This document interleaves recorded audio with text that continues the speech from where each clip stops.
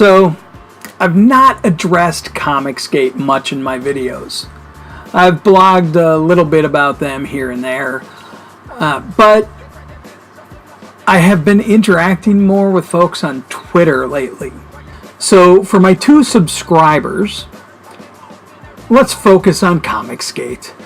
Now, I'm going to try and ignore the whole hate group aspect, the harassment campaigns, and that's not because I'm being pro-ComicsGate here, but rather because that has been covered extensively by people who have far better records than I. So instead, I want to focus on the tenets they've laid out, or the things they say they oppose. I want to explore those claims and if they have merit or if they're fair. Because these are the things that ComicsGate keeps going, hey, it's not fair, you're calling us a hate group, we don't hate anybody, we think comics are for everyone, but here are some things we think need to change because you're being mean to us. They tend to cast themselves as victims of a really mean industry. The pros are being unfair to them because the pros aren't catering to them. So I'm working from 3 sources. There's the ComicsGate Wiki, tweets from Richard Meyer, aka Diversity in Comics, and the Encyclopedia Dramatica ComicsGate page. Now, I intentionally chose these sources to be able to focus on their own words, as these are pro-ComicsGate resources. So let's begin. Number 1, the adoption of art styles influenced exclusively by progressive politics and by the awkward, stilted injection of said political messages into stories, regardless of whether context demands it or not. To be frank, we are not off to a good start. I mean, we have a complaint about art styles, which is pretty much just a matter of taste. They seemed along for a time when comic books had a very specific art style. They want comics to be like, well, it seems the Image guys. But I find the incredibly large pool of talent out there now inspiring. And to be honest, I really have no idea what art styles influenced exclusively by progressive politics exactly are. I mean, are lines on paper progressive now?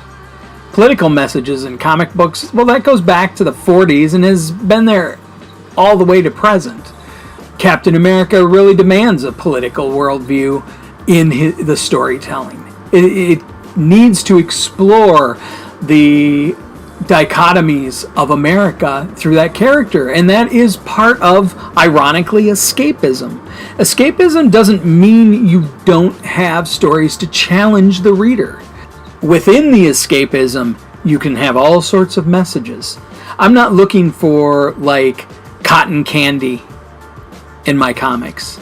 Maybe that's what ComicsGate wants. I don't know. But that's not what I want. And I've been collecting comics for 40 years, and that's going to come up probably more than once here. Number 2. The hiring of people based purely on their surface traits and oppressed demographic status, women, minorities, LGBT, and rather than hiring based on merit, affinity, or enthusiasm for the craft. Now, this is a farce. No creator has ever been hired based purely on their surface traits or status. The most recent target for this complaint was Eve Ewing, who Marvel offered a job writing the upcoming Riri Williams series Ironheart. This accusation is based on the fact that last year, Ewing joked on Twitter that Marvel should give her a writing gig for Riri because she and Riri are both black girls and have the same haircut.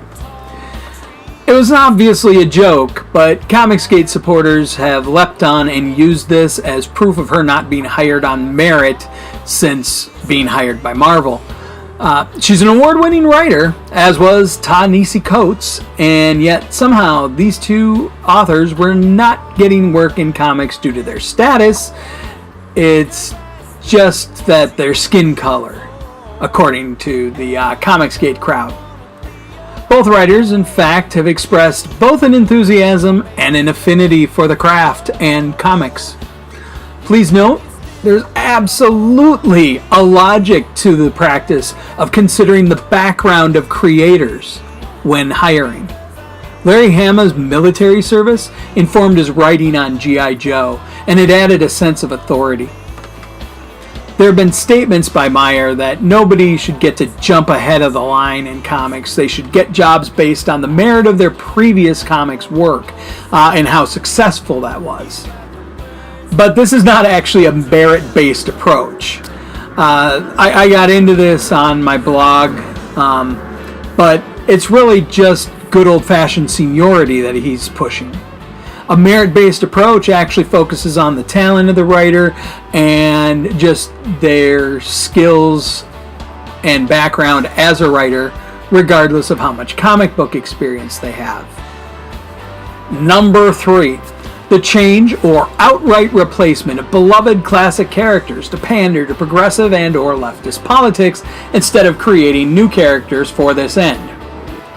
And so what we see is, on one hand, the argument is create a new character. But then when a new character is created, instantly there's the whining of, well, why did you put this new character in the book? A replacement character is a new character. They didn't change Tony Stark. They created a new character. They didn't change Peter Parker in the Ultimate Universe. They created a new character. And there's a long-standing comic book tradition of replacing heroes with new versions, and the fact that ComicsGate claims to be the biggest fans and yet seem completely oblivious to this kills me. The Blue Beetle has had 3 incarnations. Green Lantern Hal Jordan has been replaced repeatedly over the years, and he's regularly come back to the forefront of the comics. And while other Green Lantern characters then end up taking on the role elsewhere in the DC universe. Captain America has been replaced by other characters more than once, but only when Sam Wilson stepped in did it seem like there was a big outcry, and Sam Wilson makes as much sense as Bucky Barnes. Iron Man has been replaced by people before, most prominently Jim Rhodes, and this is often cited as proof of the lack of racism within the community because people were cool with Rhodey. Why is Sam Wilson a problem? Sam Wilson has been one of Cap's closest friends for decades. If anybody's gonna replace Cap, he's the one that makes the most sense. Thor was replaced by an alien horse and a frog. A frog! But Jane Foster, in spite of being a well-written run, is just a social justice warrior. First diversity move! Wah! Do people really think the original Thor and Tony Stark will not be returning? Kate Bishop shares the mantle of Hawkeye. She didn't even replace him. And Steve Rogers is already back behind the shield with a solid comic written by Ta-Nehisi Coates. Number 4. The elitist purge of anything that is not progressive enough. Okay, I'm sorry. Let me reread that. I feel like that was way too snarky. Number 4. The elitist purge of anything that is not progressive enough. And I'm not really sure what this one means or where it's going. I mean, the only thing I can think of is the sexy stuff that they complain about. I mean, what has been purged for not being progressive enough? I mean, is that it? Is it the some characters have smaller boobs than they used to? Because nobody who has opposed ComicsGate demanded sexy girls be stricken from comics. That's complete crap, and anyone who says that that's no longer allowed, that there can't be big busty women in comics, is a complete liar. What people have wanted to see is a wider variety of physicality for characters, especially female characters. That's not purging. That's opening the field. I'm sorry. That is not purging, that's widening the field of character design. Now, Ethan Van Sciver cited Frank Cho and how he was fired from doing the covers of Wonder Woman because of social justice warrior anger over his sexy Wonder Woman covers. Except that's not actually what happened. The writer felt that Frank Cho wasn't really appropriate as the cover artist for Wonder Woman because he's mostly known for his cheesecake covers and his cheesecake drawings, and there's nothing wrong with that. I mean, I'm a huge fan of Adam Hughes, and actually I really like Cho's artwork. Really, the whole his Trigger the Libs stuff just gets tiring. But I think he's a good artist. I think he's got good line work, and I think he understands muscular structure. This conflict with the writer resulted in him being taken off the Wonder Woman covers, and of course DC editorial decided to crop the side of a cover. DC made their own decision. They didn't do it for the sake of social justice warriors demanding Cho even be removed. So he was moved to Harley Quinn, where a lot of his cheesecake humor could shine through, where he could have more fun. But, personally, I will say I had no problem with the covers I saw by Cho for Wonder Woman. I thought she looked very much like a fierce warrior and hero. I didn't think he objectified her too much. So I guess I can't really go more onto this because I have no idea what they think has been purged. The only reason I've touched on sexy here is because I've actually seen people from ComicsGate declare that social justice warriors have tried to completely strike sexy female heroes out of comics, which it's not true, and it's kind of ridiculous to keep acting like it is true. And so now we come to the last item on the wiki ComicsGate page. Number 5, the rejection of honest criticism, swept aside as harassment or discrimination. Okay, this one I'm not even going to try to avoid the hate group / harassment stuff, because I'm just going to lay this out. Calling an editorial assistant at Marvel a cum dumpster is not honest criticism. Declaring young female editorial assistants everything wrong with social justice warrior comics is not honest criticism. Declaring creators are sleeping their way into comics is not honest criticism.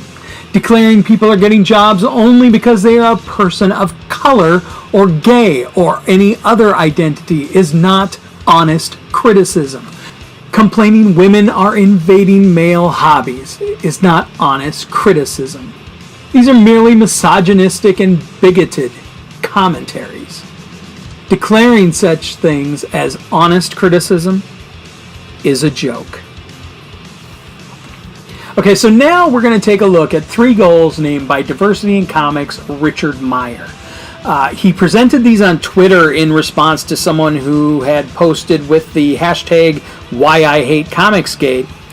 Their ideology is anti-creative, a belief that the customer is always right and the creator is an irritating cog in the machinery, getting them what they demand. Art is made by artists. And so, number 1, ComicsGate is intensely creative. One of the chief complaints about us from people who like us is that we're producing more work than a reasonable person can afford to buy.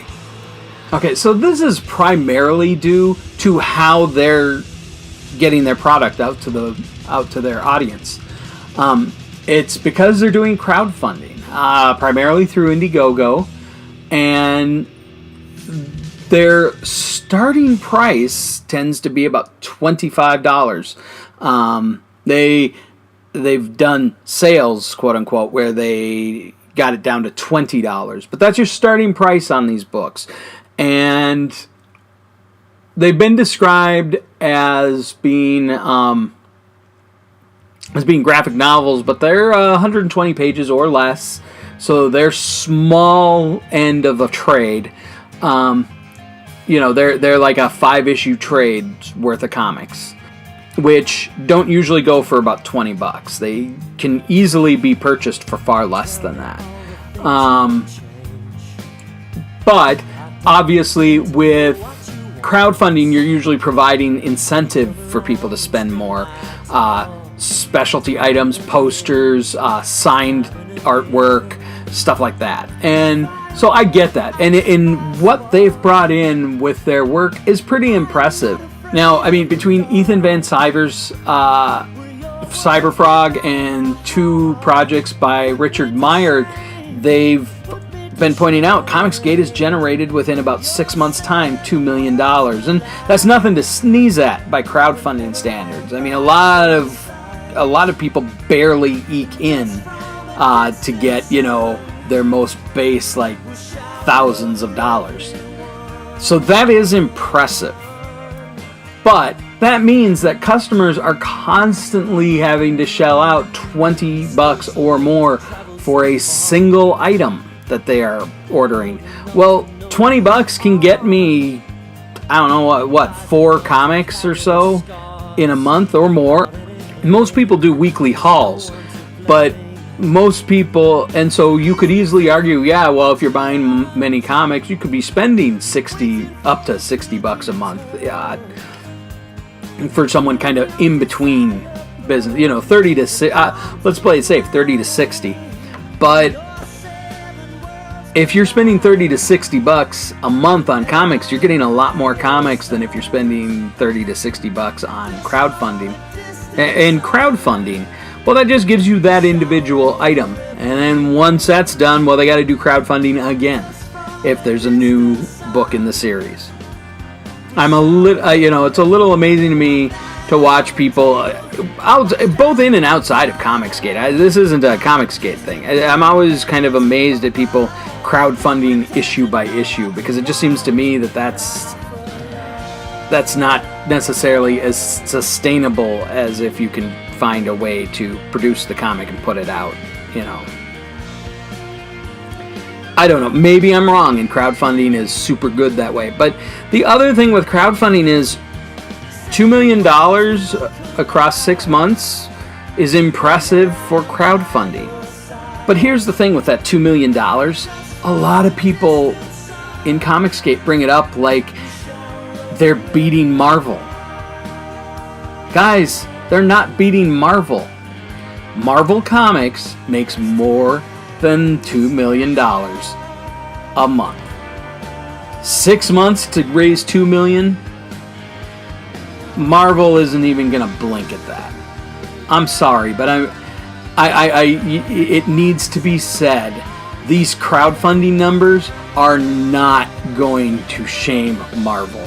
They certainly aren't gonna make Marvel's, money people look and go, we're losing a very core audience. I know they like to say they've got, a huge audience.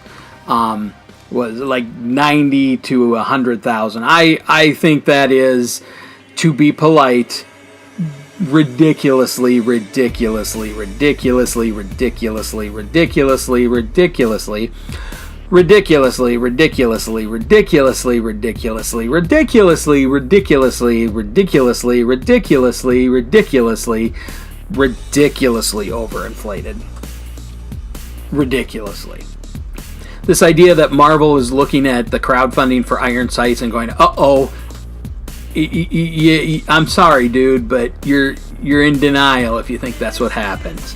And I did have somebody on Twitter act all startled to find out that Marvel actually probably makes more than $2 million in a month. Now, I'll admit, I'm not right in there, but I'll guarantee you, and if you add in like digital sales and stuff, it's more than $2 million a month. There's no book right now from the ComicsGate crew that has anybody shaking in their boots. None.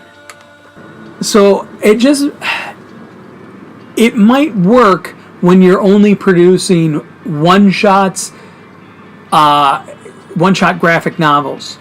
But if you're going to expand on that, you're going to have a hard time keeping people's support, just because they're not going to be able to afford to keep doing it unless you have, say, lower tiers. Like, hey, you can get just the basic comic for $5. Or even $10. I'd totally pay $10 for, for supporting crowdfunding of a comic I was interested in. Once in a while. But, if you did $5, that's in line with everything that's out there now. $5 gets you the comic and the digital comic, but as you go up the tiers, you start getting better and better stuff. I get it. Now, Jawbreakers started out with a pretty reasonable goal, and managed to exceed it by, an extreme amount, coming up with a total of $396,000 raised. And now it had the most backers of the three projects I'm looking at here. It had 10,372 backers. Now Cyberfrog raised the most, and that was managed to raise $538,406. Now that has behind it being actually a somewhat known property, an indie comic from the 90s, and also it's one of the biggest celebrity folks within the community of that sees itself as ComicsGate. It's a celebrity book from a celebrity artist who has his fan base. So you gotta imagine that's not just even ComicsGate people buying that. There's probably people who don't necessarily care for his ComicsGate stances that still go, well, I still like his work. So there it raised a lot, but what we also notice there, the backer totals are a little lower, and I think there was a lot of stuff with Jawbreakers that they were owning the libs, which is, honest to God, why that is something that conservatives seem so hell-bent on. To me, I've got way more interesting things to do with my entertainment dollars than owning the conservatives. I just would rather have books that I enjoy reading. But, whatever. That brings us to Iron Sights. Now, Iron Sights actually did still do good. I mean, its goal had been like $10,000, and it raised $120,000. That's good. But on the other hand, we do notice, aside from not even being half of what Meyer's previous book was, so we see a huge drop there from Jawbreakers. Now, if Marvel had a drop like that, they would be going, see, failure. This proves that people don't want social justice warrior comics. So all as I can assume is Iron Sights is proof that people don't really want ComicsGate comics either. I mean, they dropped down from 10,000 supporters to like 3,000. That's not even... That sells less than any social justice warrior creator's image comic. That's way less. But in the end, how people want to spend their money and on what kind of entertainment, it's not my call. Spend your money how you want. So number 2, the customer is always right. Customers are the reason we exist. They're the reason our books go from ideas in our heads to realities in your mailbox. Without the customer, we'd be, well, you, Matt. And nobody wants that. Not even you. So first, way to be a major dick. Frankly, the notion that the customer is always right has produced nothing but entitled brats. It was always a bad approach to business, and always will be. One could easily achieve customer satisfaction without that philosophy.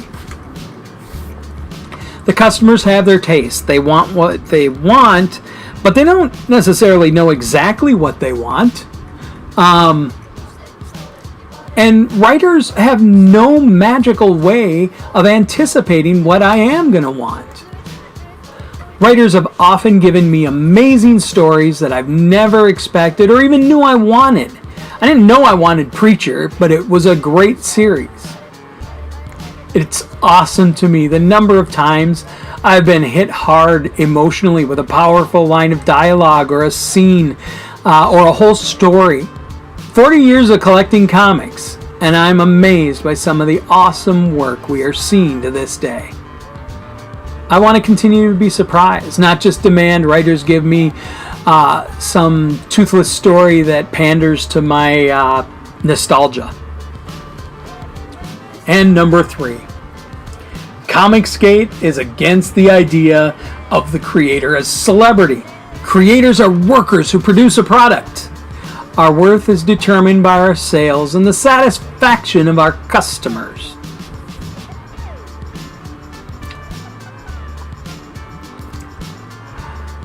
Oh, well, this is actually a pretty depressing take, I gotta say. Creators are pretty much merely wage slaves, according to this. Only the sales count, not the power and weight of the story. Many classic stories weren't necessarily beloved in their time. They became classic stories as people went back and viewed them again through the eyes of history. It's not an art. Comics are just a product. And that's just a sad view. But the even bigger problem here is, well, it's all in that first line. It shows a real misunderstanding of humanity and a lack of knowledge. When we find creators who produce work we like, we tend to want more from them. If you love comics, you probably have favorite writers and artists that you want to continue to follow. It's a normal behavior. And it also drives ComicsGate. It's all about using their popularity to convince people to fund their books. Both Meyer and EVS have championed ComicsGate as being 90 to 100,000 strong. Now, their crowdfunding suggests a much lower number, maybe between 12 and 13,000 to be generous. But it's not really celebrity they oppose. It's the fact that highly respected talent does not support them. Great artists have come out against them. And Meyer made his crowdfunding money off his notoriety from his YouTube channel. Celebrity is a part of ComicsGate, whether Meyer or anyone else will admit it or not. And it's normal. There's nothing wrong with it, unless you're an entitled brat. A storyteller's job is to create a story that will evoke emotion, maybe make you think. There's nothing wrong with that. Again, even in escapism, that is absolutely a worthwhile move. And if you want your escapism to be toothless, I don't really care. Go buy something else then. There's surely somebody who wants to make empty and hollow comics for you. And so lastly, let's take a look at the very pro ComicsGate page on Encyclopedia Dramatica. So can we first note that the Encyclopedia Dramatica writer who maintained the page for ComicsGate refers to an Academy Award-winning actress as a third-rate actress and totally misrepresents her comments regarding an incident with a TSA agent? I get it. If you do not watch real movies, you might not know who Brie Larson is. But please don't expect to be taken as a credible source of criticism if you don't know her work. Okay, but anyways, so here's their list for recognizing a social justice warrior comic book. Now, bear in mind, this is how you can recognize that a comic book is a social justice warrior comic book. So, I'm not going to lie, I'm going to be really, probably fairly snarky on this one. I'm not going to treat this seriously because, well, it doesn't deserve to be treated seriously. Okay, lots and lots and lots of racial recolors. Which recolors, I'm not sure what they mean. Are they talking about like going back to old books and suddenly changing characters to be black? Are they talking about adding black characters or something? I mean, or do they just mean that there's more than just white people in each panel or in the comic? Lots and lots and lots of gender-bending palette swaps. How many gender swaps were there in Thor and Iron Man? Am I missing something? Has there been a big ton of gender swaps going on that I didn't know about? I thought it was just... I thought it was just Lady Thor. And then Riri Williams. But apparently, it's happening lots and lots in single issues of comics or single series. Okay. A statistically improbable number of gays and lesbians, which I don't really know how they can come to such a conclusion. What? Do you think that every comic will statistically have only a set number of gays and lesbians? I mean, real life doesn't work that way. Gays are often concentrated to big city areas. Because of the fact that those areas tend to be more accepting. And since most comics are set in places like New York or New York equivalences, it would make sense that you'd have multiple gay characters in a comic. And if your comic lead is a gay character, well, of course you're going to have other gay characters. Gay people tend to have gay friends. It's not like every gay person is the one gay person in a group of 10. Jeez. This stuff is just... Okay. Characters shocked and amazed whenever a character comes out like it's 1985.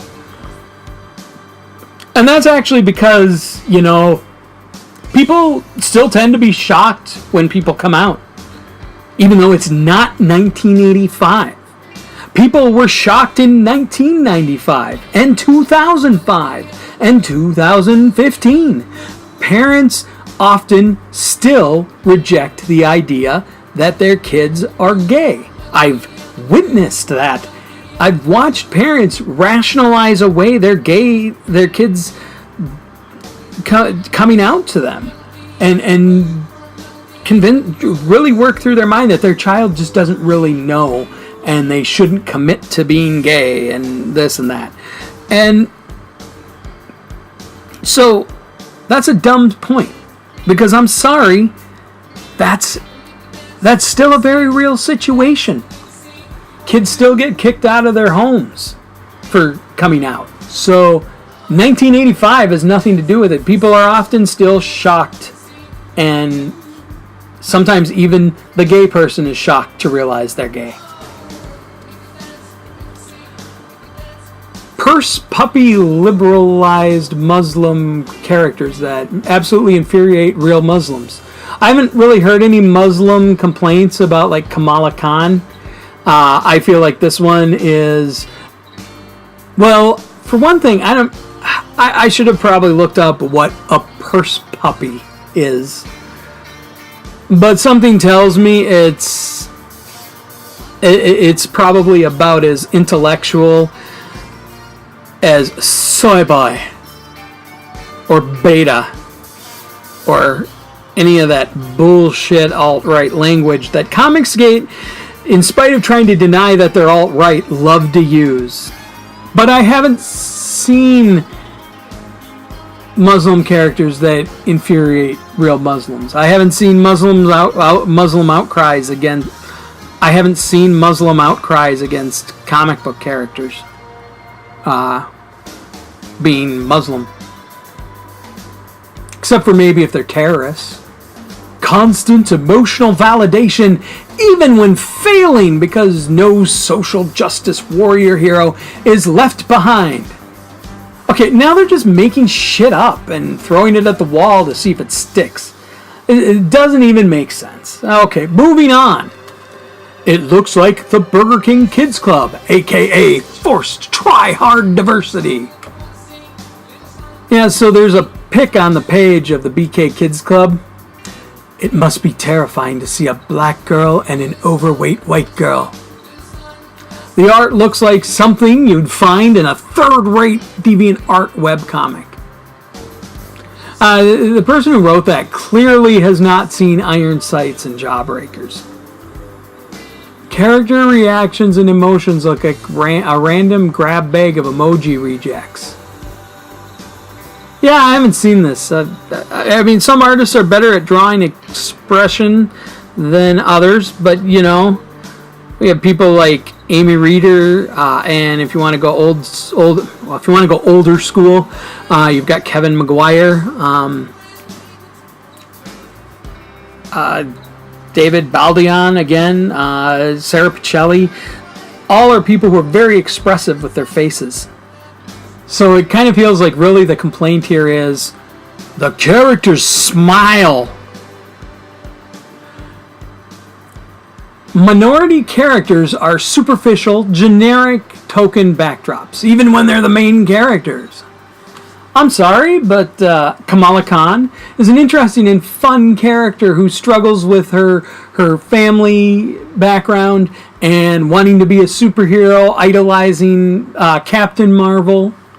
Miles Morales is a pretty thoughtful character who, again, struggles with bringing together his home life and being a superhero.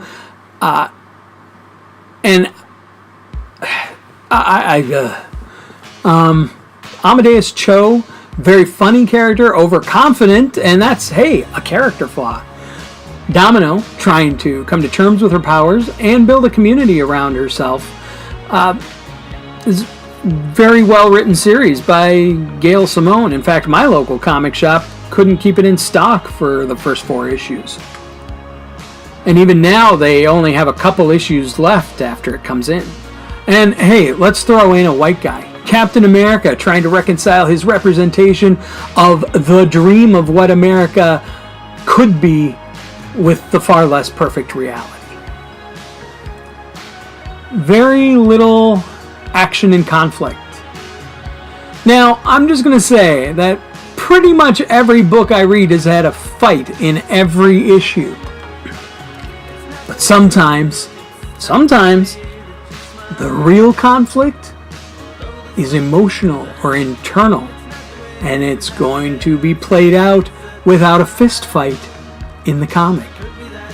Now, if you appreciate good storytelling, which I am told ComicsGate does, then you would understand that. If you don't appreciate good storytelling, well then you would complain that there's very little action or conflict. The conflicts are silly, simplistic, and resolved at the drop of the hat. Yeah, that's actually been common in comics for decades.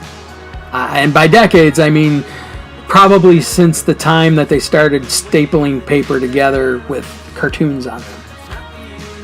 And, I mean, really, all problems were usually resolved in 1 or 2 issues in comics well up to about the age of Bendis. Most of the things that we think of, Crisis on Infinite Earths was a maxi series. But most regular series were sometimes resolving stuff in just a few pages. On the other hand, X-Men Red has been trying to resolve their central conflict for 7 issues. It's not resolved yet. Fat, ugly, unattractive characters. ComicsGate is really scared of fat people, aren't they? It constantly lectures, preaches, or talks down to the reader. Yeah, you know, I read a whole lot of what ComicsGate claims are social justice warrior comics. I have not found a lecture among them yet. I mean, Gail Simone did have Domino spend 2 issues in lingerie, though, because Gail Simone hates sexy. Lastly, it hates the reader. What kind of bullshit is that? And it's comments like that that just make me look at ComicsGate and think they're a bunch of knobs. I mean, seriously, no comic book hates the reader, guys. Not even metaphorically. No comic book hates the reader. It's a damned comic book.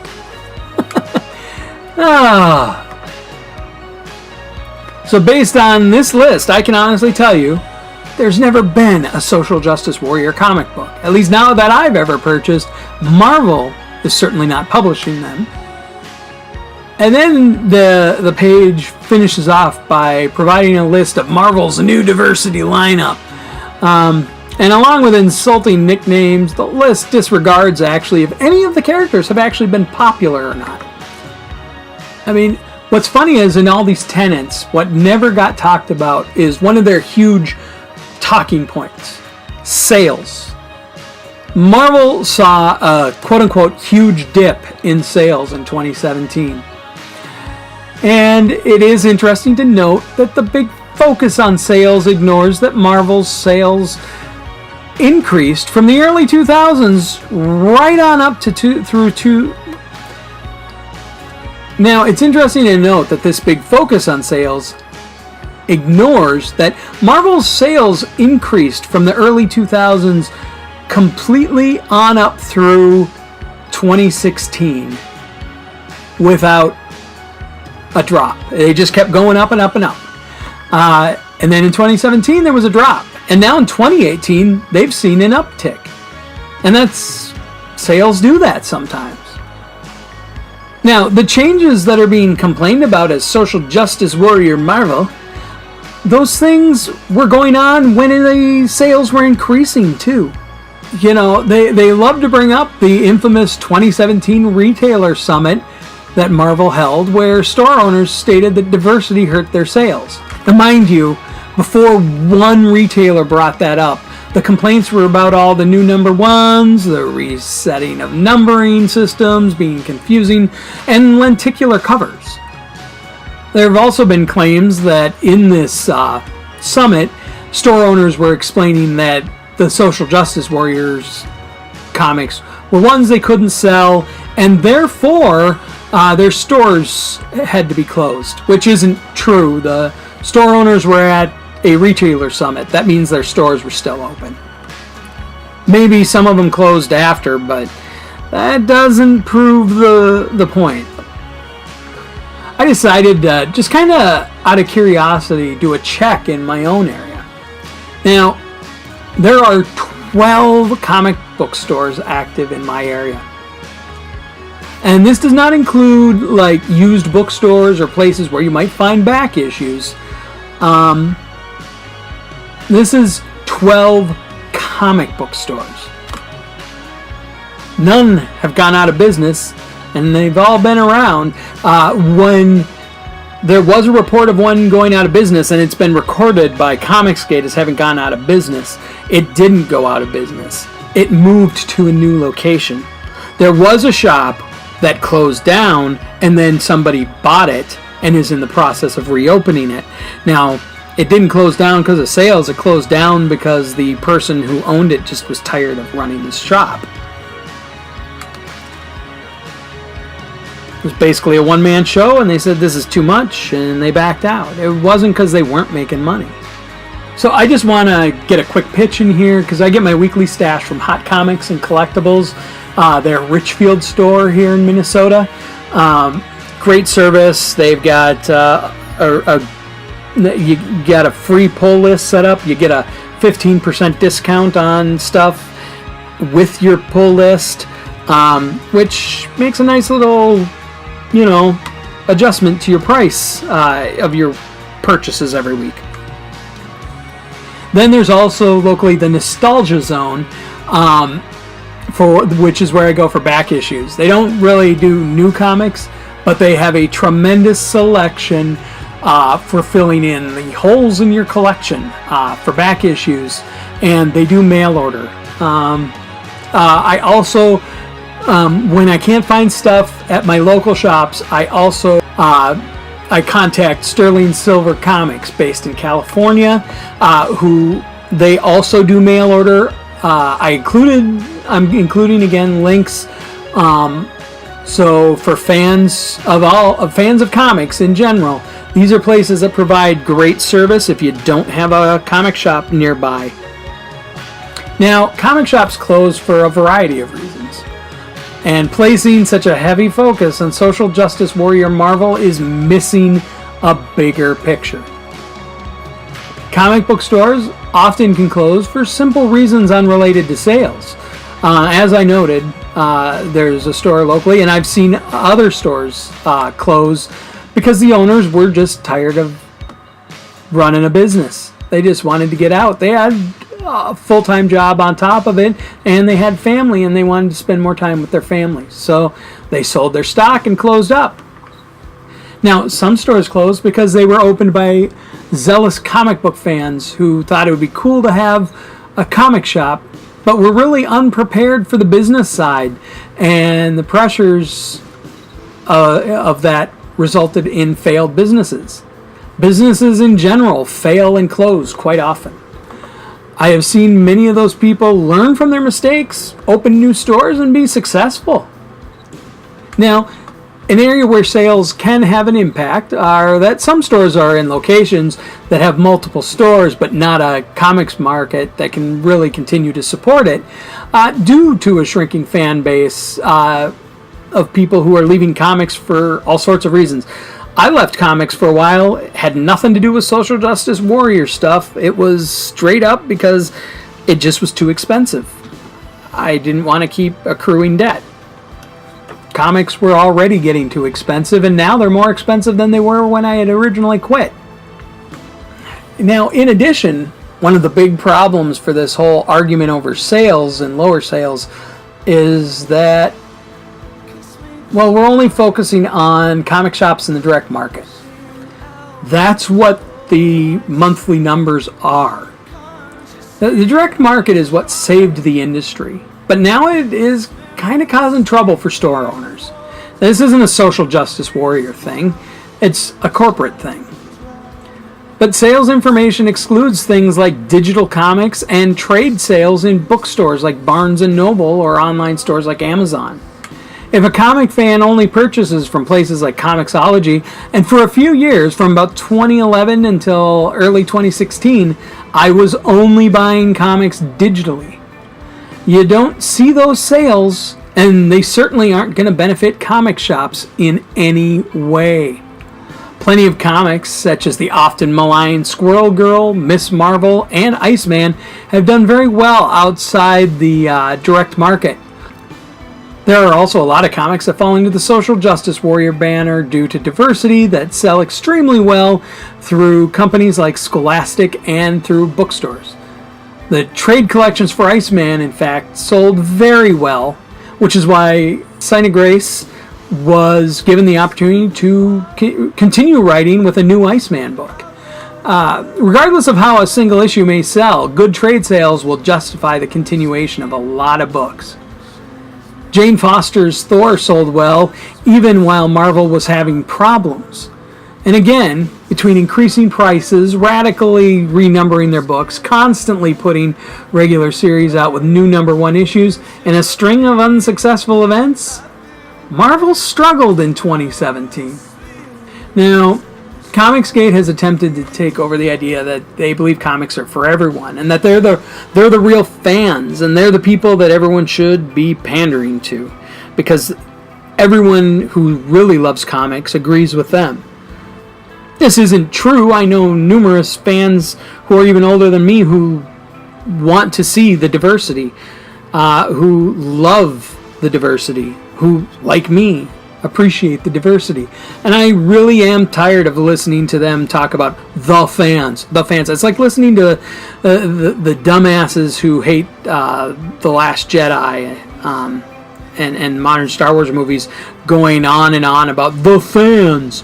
Yeah, a lot of the fans liked those movies, you jackasses.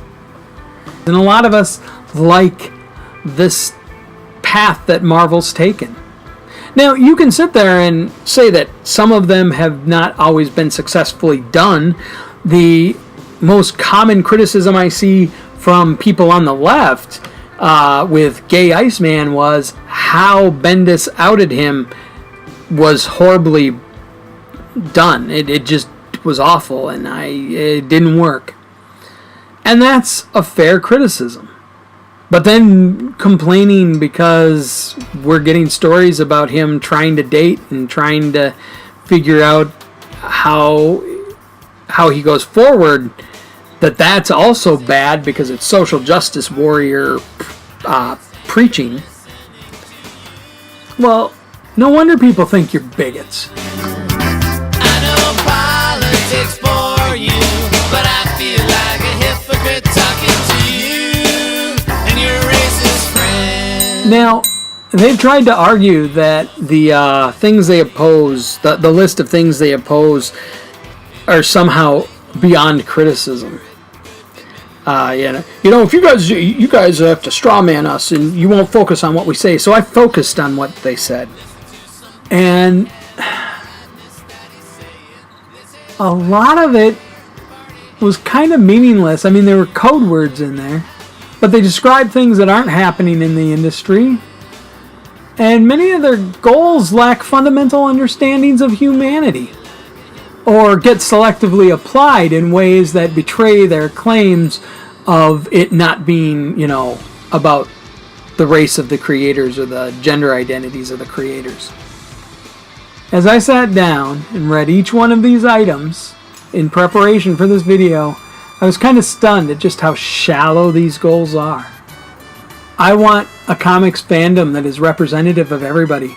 I want it to have white people, black people, Asians, South Asians, Latinx, Native Americans, and so on and so on. I mean, the list could go on for a while. I want to see young and old readers. I want to see LGBT readers. I want to see men and women. I want to see trans men and women, religious and non-religious. I want to see abled and differently abled fans, liberals and conservatives. I'm not trying to chase conservatives out, but I sure as heck would rather not have the bigoted ones in there.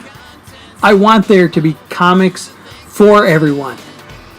But what that doesn't mean is that every comic is for everyone.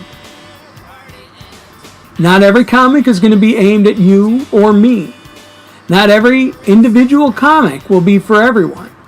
That's why I don't tell people you can't read Iron Sights. Don't read Iron Sights. I don't care for what I've seen of it. I have zero interest in reading it based on the previews. But I'm not going to tell you not to buy it. I'm not going to tell anybody not to buy it. I'm not going to tell comic shops not to carry it. I don't care. Because I'm not a frickin' baby who expects everyone to pander to me. Instead of being angry that Squirrel Girl is out there with art that you don't like and demanding that they tell stories you enjoy, find a book you love. Honest criticism doesn't have to be hateful or derisive. It's possible to be thoughtful in your criticism. You don't really need to stab comics. I mean, if you want to waste money on comics you hate just so you can destroy them, well then by all means, increase the sales for Marvel, dudes. I won't judge. All right. I don't feel like going on anymore. I don't know that. I'm kind of hoping this is just my final word on ComicsGate as far as on my blog and in video form. So thanks to any person who actually watched the video. You can hit the like button or the dislike button. You can comment below. Now, I don't have a Patreon at this time because I don't really have more than 2 subscribers, and I don't even know if they even check up on my channel anymore. I've had them for a long time, including while my channel was dormant for years. I'm on Twitter at Tom Wade. That's Tom Wade with an H, THOMWADE. My blog in 1 year is at https:// THOMWADE,